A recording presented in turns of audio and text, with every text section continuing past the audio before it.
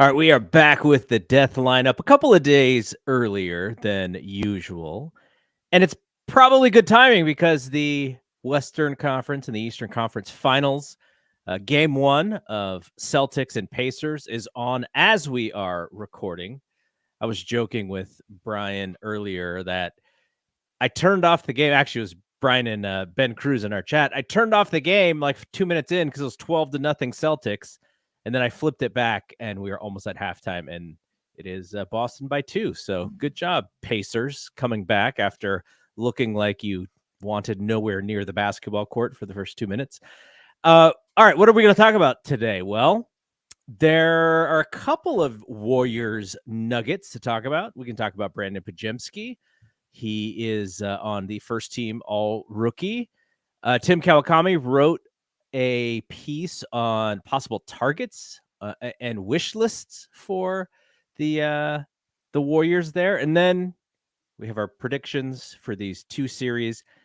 And we'll end with our Caitlin Clark discussion. After 3 games of the WNBA, she is quite the media target here, huh? I mean, go watch the damn video that we put out a couple months ago as to why I think she's as polarizing as she is. And yeah, no, we said a while ago, how much of this is a racial topic as much as it is a basketball topic. That's why it pissed me off when, did I already say this in the last show? What? Because I started watching the Full Court Press. Is that what it was called? That doc with Caitlin Clark, Kiki Rice, and Camila Cardoso. And they talk about that moment in the LSU game where Angel Reese kind of does her "you can't see me" thing to Caitlin, kind of following her around. And then her and her coach talk about it. And her coach is just like, yeah, I just can't believe like it was made like a racial issue. And in my head, I'm like, well, I know who you voted for. Like, and then like Caitlin too, I feel like I expected a little more from her to be like a little more like sensitive of the topic, because I don't know. I think it's just like so obvious of, it's just Angel even like tweeted it, I think, when it happened, or like ghetto gets associated with, she did the same thing as Caitlin, but she's called ghetto. It was like an experiment. It's like Angel Reese did her own experiment, which is she's gonna duplicate Caitlin's little hand sign, and nobody cares when Caitlin does it, but when Angel does it, everyone cares. It was weird. And it's so funny because, like, just being a little animated that Angel did, and she gets criticized. Caitlin might be one of the most animated players on the court when it comes to competitiveness, when it comes to whining, when it comes to borderline. Like, if I was her teammate, I might say something because I'm getting like if she's not playing well and she's coming at me, like how she feels like she's kind of coming at her some, and maybe she might not be coming at her teammates. It just sounds like she just gets a little animated and passionate when she's being like demonstrative. And as if you're her teammate, you can like maybe take that as like, oh, that might be at me. And like, there's just, Caitlin's just, I guess, moral of the story here, Caitlin is also extremely animated, arguably more animated of a player than Angel is. Well, the thing about Caitlin is, and you know what? We said we were going to save it for the end. Let's just get it over with now, because I mean, it is the pisses me off sometimes, man. It is the biggest topic one of the biggest topics in sports right now. We're not even just talking about basketball. We're talking like the NBA playoffs. We are getting into, probably the best last couple of weeks, and Caitlin Clark is still maybe the biggest topic when it comes to this stuff because of how polarizing she is. Now, the thing that I think people are realizing, and I realized this in the in March Madness, which is Caitlin is not only just a bigger star than anybody in men's college basketball, but when you actually looked at the viewership compared to NBA basketball, that some of those games that she was playing in are going to outdraw the NBA finals. Like, that's just what happens, right? Like, that's just, you kind of take that tournament, the way that tournament is built. It's a one game take all, and it's going to outdraw probably the top of the NBA finals when we actually get there. And so quickly, even if you throw in Angel Reese's name, like behind Caitlin, like I bet you the majority of people know who Angel Reese is before they know who's going to be the first pick in this year's draft for the NBA, or who's going to be, who the top college player was. Because I don't really know, and I'm an NBA fan. Like I think Angel, although she is behind Caitlyn in terms of, just I guess the overall market star, even though she has more social media content followers and stuff. I guess that doesn't totally matter, but she's behind Caitlyn in terms of college and some professional. Like she is really she does a great job of branding herself, and it's actually it's not only just turning out to popularity, she's making a lot of money on sponsorships too. I think she just she's like a co-owner of one of the soccer teams or something. Mm-hmm. So okay, so there's a level of fame that Caitlin Clark has that a lot of athletes do not have. In college basketball, because she is the star that she was, she could get away with telling the referee, make the effing foul call, that she's not going to be able to get away with in the WNBA, because she's coming into the professionals.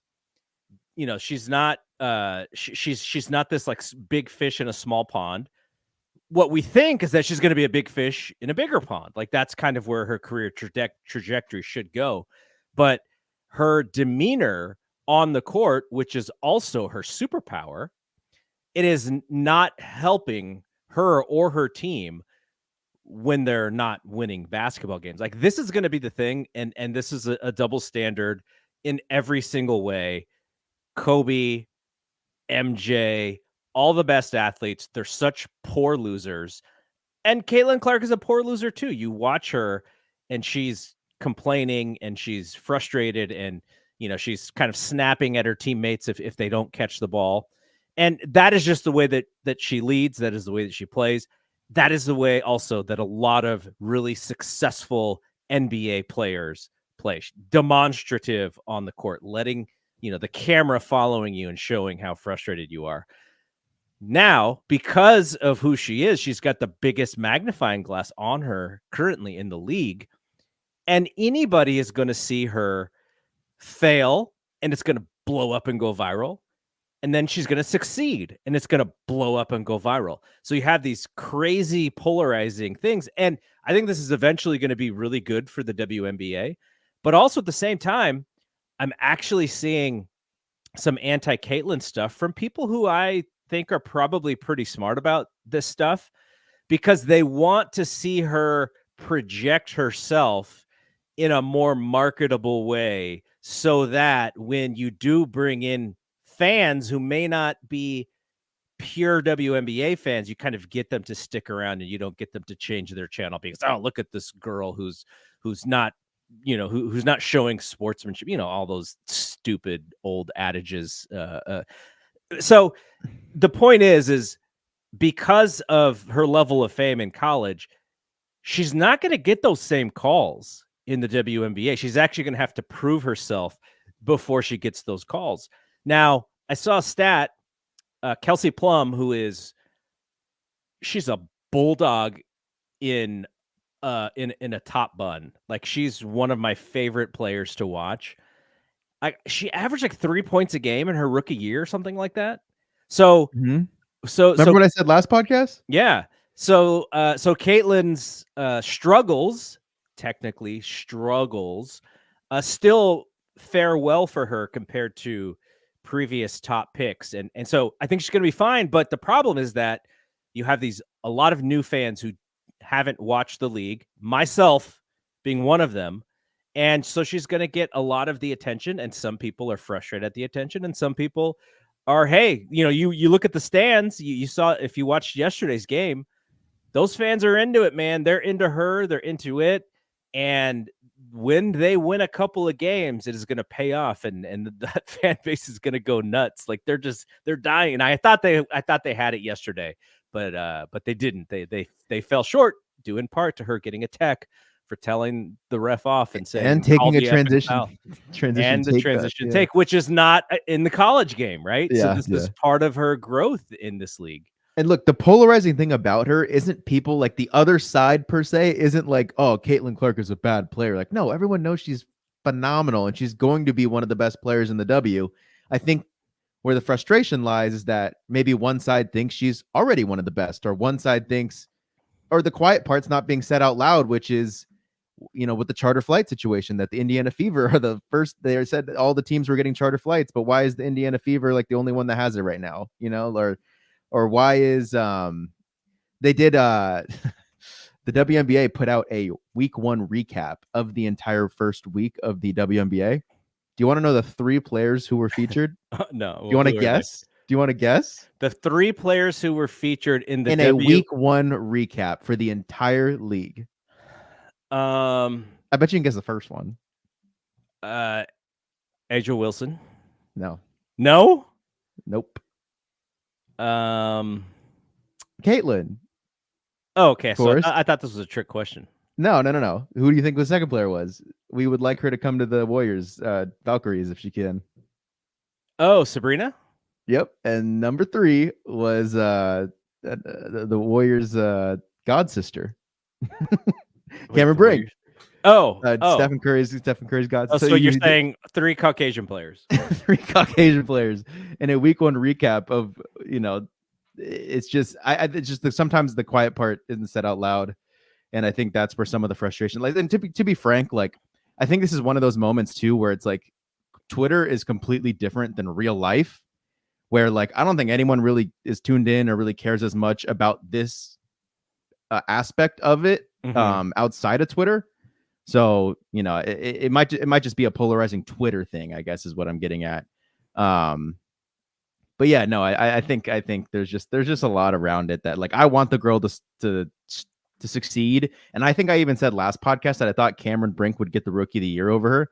After seeing these last 2 games, and like I thought she was going to struggle for a lot longer than it seems like she's already kind of figured something out. And I think what it was is the damn short roll. Apparently, Aaliyah Boston didn't know this. In college, isn't really a pick and roll player. She's I'm a set up in the post in my offensive set. You get it to me, dribble, move, and I get a bucket. Like, I'm not setting you screens. So she's like, quite frankly, a new screen setter. Like, she's like kind of learning this, even though it's a very basic basketball thing. Like, she just didn't do it much in college. She didn't do much in her last year in the pros. So she's kind of learning as she goes. And when they would do a pick and roll, she would just roll and then look for the ball when she's in the middle of the paint near the basket. But now they're doing the Warrior thing where she sets the screen and she rolls for like 2 steps and is already looking for the ball. And you know how she got that bucket at the very end before she missed the final one? Like, that was just the perfect example of like, oh, wow, short roll, because 2 players are blitzing Caitlin off that pick and roll. So then you just have Aaliyah wide open 2 steps in. And it's just, okay, do that and everything's fine now. Like, damn, I didn't expect it'd be that easy of a fix. And then they still got some stuff to work on. Needless to say, I think Caitlin's probably going to win the Rookie of the Year. Yeah, I think she will too. Yeah, so I think I was off on that one, but yeah, I mean, I'm not going to do the Monday morning quarterback thing where I'm like, oh, that coach needs to do X, Y, and Z. But I mean, we watch enough basketball to where we see, oh, a team has this problem. Well, what's the solution? I think they need to have someone else who's the lefty. I forget her name, but they need both people to actually bring up the ball, because what's happening is, off of made buckets, Caitlin is like trying to call the play once she gets past half court, and the ball pressure is already there. And so she's trying to set the offense and protect the basketball. But if you do something where she doesn't, she can get across half court and then get the basketball, then I think that could also be helpful. And they can, then it's not so easy to defend that way. But it's just fun watching. Like, I'm going to enjoy watching her figure a lot of these things out and grow into the pro style. You mentioned Cameron. One of my buddies was watching in one of my other Discords, and he was like, man, this television camera just loves Cameron Brink. And I don't even think she's scored yet. And so when I rewatched the game, because I watched it late, she did finally get a bucket and some free throws. And I was like, yeah, the camera does like her. And, that is part of being a television sport as well. Some of it is she's a rookie and you're trying to tell her story, but also, the mere fact that people find her attractive is only going to be helpful for her in the television way. So yeah, I thought the same. LA's perfect for Cam Brink. Like, have you seen like the media tour she's been going on? I Where saw she's her on hanging out with Shohei. She's on Paul George's podcast. Like, LA is perfect for her. She might be one of those W players that like starts like appearing in movies and stuff, like some of the top NBA stars do, because they're so like she leans into it too. I see her fashion stuff, and she gets dolled up for appearances, and she really puts the effort in, and good for her. Like, that's how you market yourself. You're not going to be an athlete for for 40 years, right? So you kind of utilize your platform as long as you are working on the basketball stuff, but you also kind of set your life in order for the end of it. And I think that's been a little bit of my problem with some of the NBA stuff, is I feel like they don't market their stars that well, and they kind of were just handed almost a LeBron James, handed a Stephen Curry, and now when it's time to like try and create something, like it's harder for them, even though they have Giannis, who's super entertaining all by himself. Jokic, you can do something there, and I just feel like they're not as good as marketing their own players. But I feel like the W, not only are they good at marketing their players are really good at marketing themselves. Oh yeah, they have to, right? It's really impressive. It's become a must for them. It's like, this is how we survive, like, because the league isn't as popular as it could be, and so you're kind of growing it at the same time.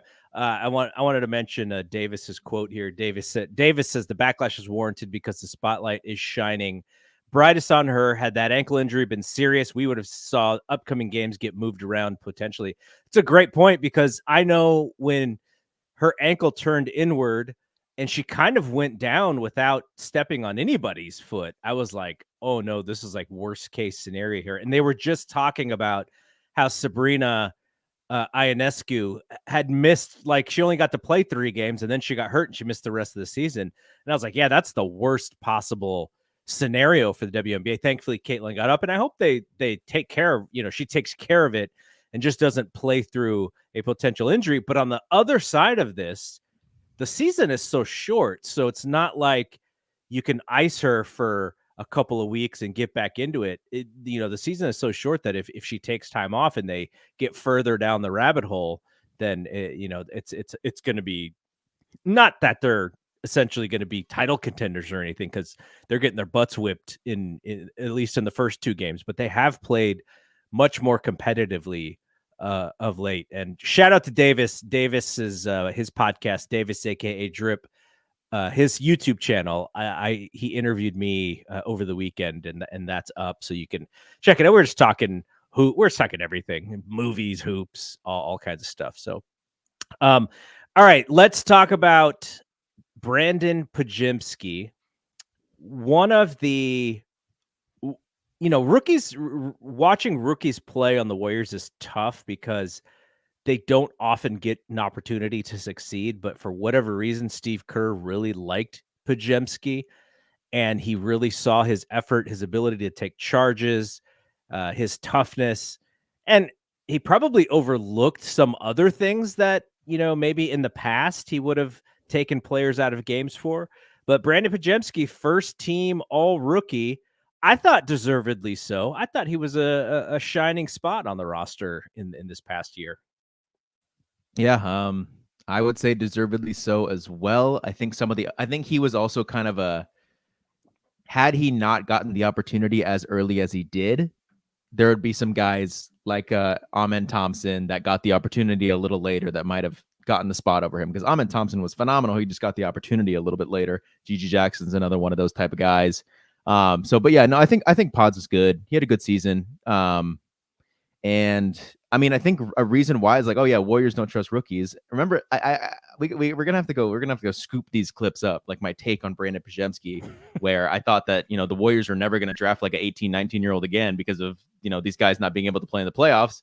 And I think there was a reason as to why these Pods and Trace Jackson Davis got as much opportunity as they did. It's because they're 21 years old in their first year. They're not necessarily rookies by age. They're like juniors coming out of college. So I think that plays a part into it, because they want like guys who are more ready to go. And just keep thinking, man, if we had Jaime Jaquez Jr.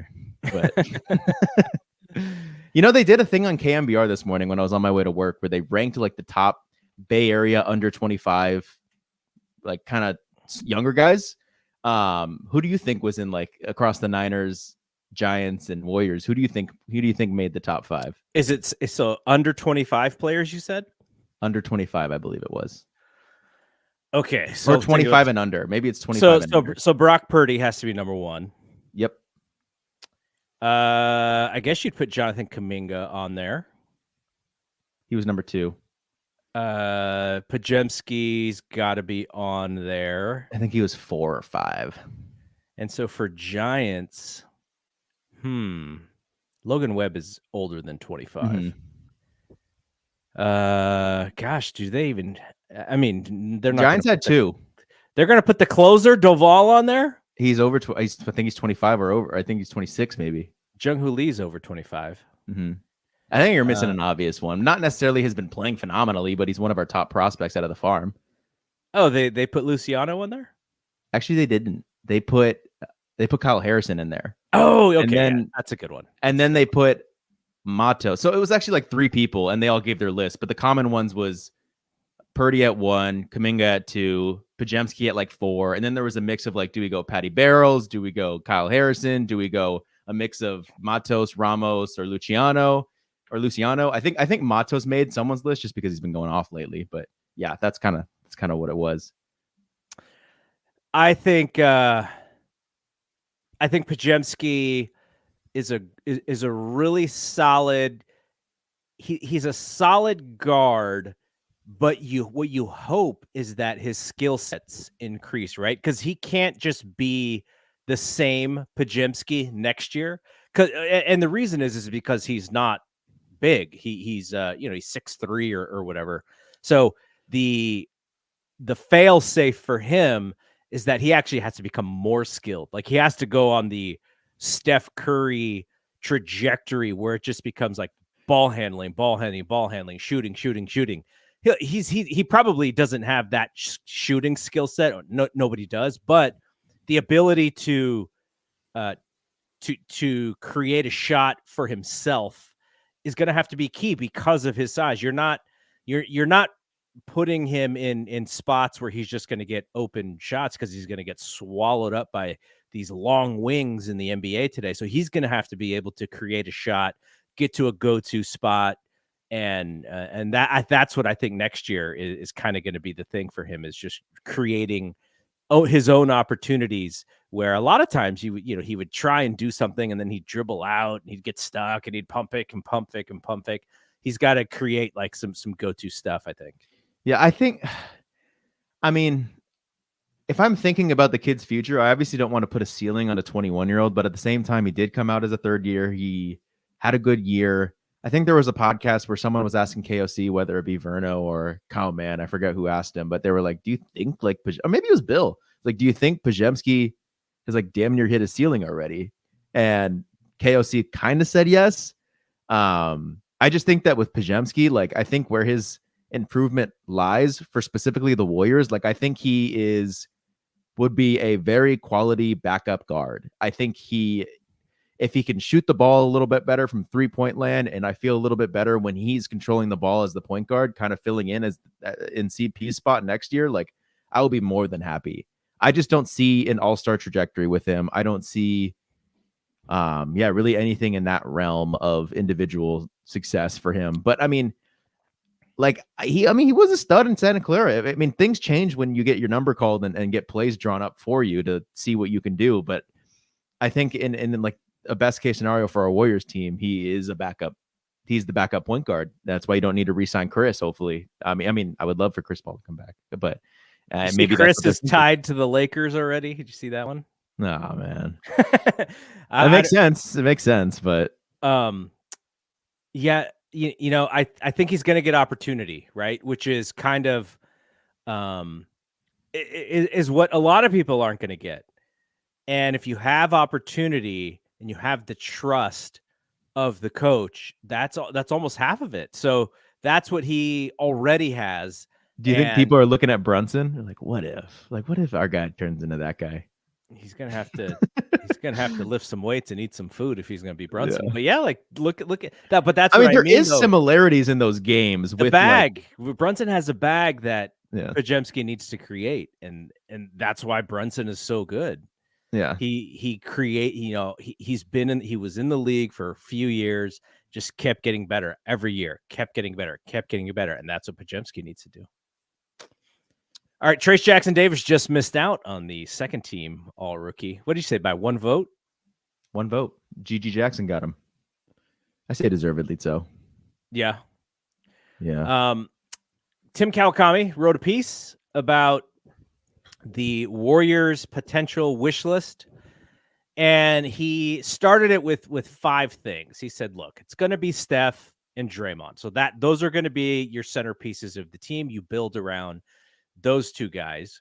He also said how hard it would be to utilize any of these exceptions. He thinks that the only one that they really can use in free agency is the taxpayer mid-level, which is 5.3. And that is all because the Warriors want to get out of the second apron.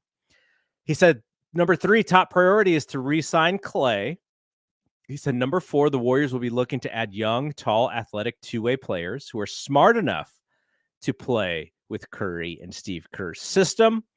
And the number 5 thing you got to think about is that they do not have their own first round pick, which means if they are looking to make a big move, their best realistic trade assets are Kuminga, Podziemski, 26 and 28 first round picks, and Chris Paul's $30 million contract for next season, which would have to be guaranteed first in order to use it in the trade. So he wrote, those are the 5 things that you have to think about when you're thinking about the offseason and putting together this team in our own way, in our own sort of GM. We're Mike Dunleavy here. So who are the targets? And he listed them in order of magnitude. And I'm going to get your thoughts on a couple of these guys. So this is a very unlikely one, though this was the number 1 potential magnitude trade target, and that was PG, Paul George. Unfortunately, unlikely because of he's probably just going to re-sign back with the Clippers. But PG is our biggest trade target here. What do you think about PG and the Warriors? I think Paul George would be a phenomenal fit with this team, but I think that if the rule applies to our squad where your value is what you did for me yesterday or today, like in the sense of Jordan Poole had a bad playoff, so we basically had to send picks and young players to get off of his contract to the Washington Wizards. Like I looked back at that trade and I was a little surprised by how much we gave up. For Chris Paul. It was Jordan Poole, Patrick Baldwin Jr., Ryan Rollins, and a 2030 first round pick. That pick is protected, but again, a lot to get off of Jordan Poole. Played bad in the playoffs. Maybe didn't have the greatest year, but I thought it was good enough. And then Klay Thompson, just goes 0 for 10 in this playing game, and like his value is like at an all-time low. Maybe he gets overpaid by Orlando, but I guess what I'm saying is Paul George had a pretty bad playoffs.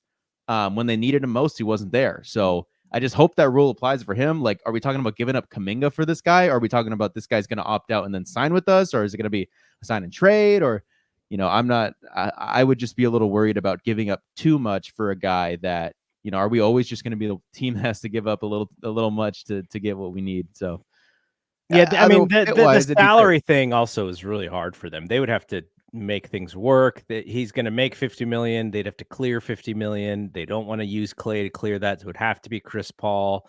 It's Chris Paul want to go back to the Clippers. Like there's a whole bunch of things, but the one that I like the best, and Tim says this one is not out of the question, and that is Brandon Ingram. And he says the Pelicans seem set to deal after their first round disappointment, and Ingram is the most likely trade piece. He's the right age and the right kind of player to be 1B to Steph, but it might be too much for the Warriors to outbid everyone else because it would take Kuminga, CP3, picks, and probably more. And they'd also have to max out Ingram right when the team that knows him best has likely decided it wants no part of that kind of financial commitment. If the Warriors go for the biggest swing, though, this might be what it looks like. Brandon Ingram, your thoughts? I like Brandon Ingram. Again, I also think he would be great on this team, but he is one of those players right now where I think that the value thing of he had a bad playoffs, like, he's not going to be that valuable, but at the same time, I think everyone thinks that. And so you have teams with way more than the Warriors to give up in order to get said player. Like Detroit can give up a lot. A lot of teams can give up a lot. Like I think that we're just going to get outbid, and I don't want to give up too much for him. But yeah, we're going to run into these issues where it's like, I personally have said multiple times, I think we need a top 25 player. I think we need a top what's so-and-so player. But if I'm, then we have to be willing to do what it takes to get said player. The bet you're making is you're giving up on Kuminga and hoping Kuminga doesn't turn into essentially what you want. I think he will. I just don't think he's he's just not ready to right now. That's the issue, is that if I'm giving up him, I want a top guy, because I think he can turn into Brandon Ingram, like obviously not an apples to apples play style at all, but in terms of like impact and in terms of individual success, I think he can surpass Brandon Ingram. So I wouldn't want to give him up for Brandon Ingram, but at the same time, like he's not ready to give us what Brandon Ingram's ready to give us next season. So, you look at, to even combat my own point, you look at some of these top teams that are in the playoffs right now. It's Minnesota, who have basically kind of almost like a mini Warriors, where they've thrived in the draft with Anthony Edwards, Jaden McDaniels, Naz Reid, Karl Anthony Towns, and then they kind of made their Andrew Bogut trade for Rudy Gobert, but they gave up a ton more to get Rudy Gobert. But it's like working. And then you have the Mavs on the other hand, who didn't really give up that much to get Kyrie, but they did kind of re-sign him for a good amount, and then made some mid-season trade pieces. Like they aren't like, none of these teams are like that star heavy, I guess. Mm-hmm. And they're more like they have depth 1 through 7. On the other end, the Pacers, they did make the swing for Siakam, but they have guys to fill out those 1 through 7 too. Boston, I mean, they're a different story, but I just think that I'd be worried about giving up too much to land said player. But sometimes it does take that much to land said player. So when you see these teams get made where it's like, whoa, it's Devin Booker, Bradley Beal, and Kevin Durant, but it's like at the same time, it's like you gave up so much to get those 3 and you don't have anything else, and that team crashes and burns just like a Brooklyn team did with the same scenario. And it really does, like, just having the right depth can really go a long way. But I mean, you're still going to need a 2. You're still going to need a 2. Maybe do I retract a little bit on maybe like how good that number 2 needs to be? Like that's the Zach LaVine thing keeps getting thrown around. Like, is it really like, does Steph Curry really just need like not an all-star player, but something relatively close to it to like, is he that good that that's all he needs? I don't know. I'm kind of, I just wish one would sign via free agency. We didn't have to give up so much, No, but you got to bring Clay back. But Clay stops that from happening, right? Yeah. I wonder if Brandon Ingram has a little bit of that tight butt cheek syndrome, though, because it seems like he plays worse the higher the stakes. When they need him most is when I don't know. I saw a Phoenix series where I was so impressed by him with no Zion only 2 years ago, where it was Phoenix versus the Pelicans. The Pelicans barely scraped into the playoffs, and the series went to 6. Phoenix was supposed to be the best team that year when the Warriors won the championship, and then they get bounced the next round by Dallas. But they were supposed to be like the best team on paper that year, and the Pelicans gave them a little bit of a run for their money, and maybe that was a little precursor to how fraudulent maybe they were, but they were also not expected to win, which maybe the stakes or the pressure is not as high on the Warriors. There's so many, even today. I mean, you look at the NBA playoffs, the television ratings, because the Warriors and the Lakers are not part of this playoffs, the ratings are down. And some of it is just because a lot of people have opted out of being cable subscribers, but I think a lot of it is also because no Warriors, no Lakers. So they're still, the Warriors are still one of those franchises. I'm hopeful that I've been a fan of his since he's come out of college, because I just have seen him as like, he's a mini KD in a sense, but you can utilize his length, and he can generally always get his shot off, and he's a good mid-range player. Can he handle Draymond being in his, being on his back? I don't think he likes Draymond either. Like I've seen, remember that scuffle they got into last year where it was like Draymond like stepped on Herb Jones, They'll be best friends. I don't think forever. Ingram likes him that much, like based on all the interactions I've seen since then. So I don't know. All right, let's go through a couple of others because Tim had some that he himself was like, yeah, this doesn't really make sense. Like Laurie Marketing, he's like, yeah, it's not going to happen. Jared Allen, he says is plausible. Cleveland needs to split up the Twin Towers. Would it be worth giving up Kuminga plus picks for Jared Allen? And could you see Curry, Draymond, and Allen in a playoff series? Could you still get by with 2 non-shooters? I mean, if there's a team that can do it, I guess it's the Warriors. But I feel like that archetype is just like going further and further from what winning basketball is. That would be my only worry about that type of pairing. So the flip side then is Brook Lopez, who can shoot. Yeah. Would you rather see Brook Lopez or Jared Allen? Probably Brook, because I think we'd probably have to give up less. Yeah, he had Looney plus GP plus a pick, might be able to get it done. Yeah, hell yeah. Jalen Smith from Indiana, who shot 42.4%, but was pulled out of the playoff rotation. I mean, is Tim's like it kind of just depends if he's just like if we've made 2 moves before getting him, or if he's the only thing we do. Yeah, he would say he said he's essentially Otto Porter, a younger Otto Porter. I could see something like that, but I mean, Otto, I know it's not an apples to apples comparison, but Otto's main thing was like injury, or else he would have been a lot better. Jalen Smith is just like not being good enough to get into the rotation with Isaiah Jackson and Miles Turner. The last one that was on Tim's plausible list was Bruce Brown. Love it. Moody plus a first rounder for Brucey. Never mind. Isn't he on a team option? Yeah, $23 million. So they would probably Toronto's not going to opt out of that. Well, he would think that he's not sure that the Raptors would want that number on their books. So the Warriors would have to possibly trade. I would just wait for them to not want it on their books and for him to enter free agency. But I guess we're not like the most appealing destination either. Yeah, it sucks.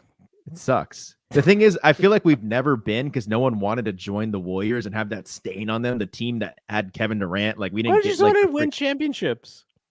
And at the same like I always talk about what was the year we won the championship. Mm-hmm. Our top free agent targets were, from what we were told, was Nicholas Batum and Patty Mills, and we didn't get them. We got Otto Porter Jr. and a few others instead. And look at us, we won a championship. Those guys should have joined us. And then the next year we didn't get our ideal targets either. It was like JaMychal Green. We ended up getting. My point is, we've never really gotten our ideal. I know people are going to be like, yeah, Warriors fans, you guys are spoiled because we got Kevin Durant and I guess we got DeMarcus Cousins, but because at the time people were like, no way they got DeMarcus Cousins, and then he ends up playing and we're like, but this year I actually feel like we kind of got the guy we wanted. Not the guy, a guy we wanted, like Saric. He was actually like a guy that was like, oh, he might play well, like he's who we're targeting, and we actually got him. And it was the worst year like ever. It was like such a bad year. So now it puts another reason for free agents. He was supposed to be that stretch big, and he was for like the first quarter of the season, and then he just wasn't for the rest of the season. You'd think a lineup with him and Draymond would have been so much better, but Draymond barely played, and then he's out with the rotation. It was just like I guess we finally got a guy that we wanted, was interested in us, and we got him, and then we were just terrible. And now this is going to go back to the time where no one wants to join the Warriors. I'm not going to get the ideal free agent target unless LeBron James. Nope, LeBron James and Kevin Durant were not on Kawakami's list. Nice. All right, quick Eastern and Western Conference predictions here. Are you going Minnesota or are you going Dallas? I said Minnesota in 6 and Boston in 6, but I almost feel like, I know it's unlikely when you predict game 7s, but I almost feel like that's going to go 7. Minnesota and Dallas. Yeah, I said Minnesota in 6 before. Earlier today, and now I'm almost feeling Minnesota in 7, but I want Minnesota to win. I think the wild card here is Kyrie. I think Kyrie's got to turn into someone who's aggressive with his shot, because if you can throw McDaniels and Ant at Luka, then they're going to wear this dude down, and Kyrie has to look for a shot. He can't be taking only, he's got to be taking 15 shots plus in this series and be expecting that he's going to get buckets. Like, I think sometimes, and this might just be because of Luka's force of personality, I feel like he gives it up to Luka like way too much. Like, I want to see him cook, and he's like, oh, I forgot who's on my team. I got to give it to him or he's going to get mad at me. And he just passes it to Luka. I mean, but Luka usually makes the right decision, so it's not a bad thing. But I want to see Kyrie like go after it, and I think they're going to need him to do that in this series. Yeah, I agree with that. I mean, Minnesota just kind of feels like they're kind of built to beat a team. Like, I guess they were built to kind of beat Denver, but it also feels like they have such great on-ball defense around the roster with Jaden, Ant, Nickeil Alexander-Walker, and Dallas's best strengths are their guards, and it feels like Minnesota has what it needs to like contain those guards. So I wonder if they try and get out and run a little bit, because they're not a big team, even though Lively and Gafford are long players. They're athletic. They're athletic. And if you can get up and down the floor against Minnesota, that might be your best bet. Or if Luka pulling the bigs out to try and cook them, try to get away from the guards and just get the mismatch he wants every time. I don't know. We'll see. I'm interested to see what Jason Kidd kind of tries here, because yeah. And then Boston and the Pacers, they are playing right now. Boston has started to pull away a little bit, though it's still in the third quarter.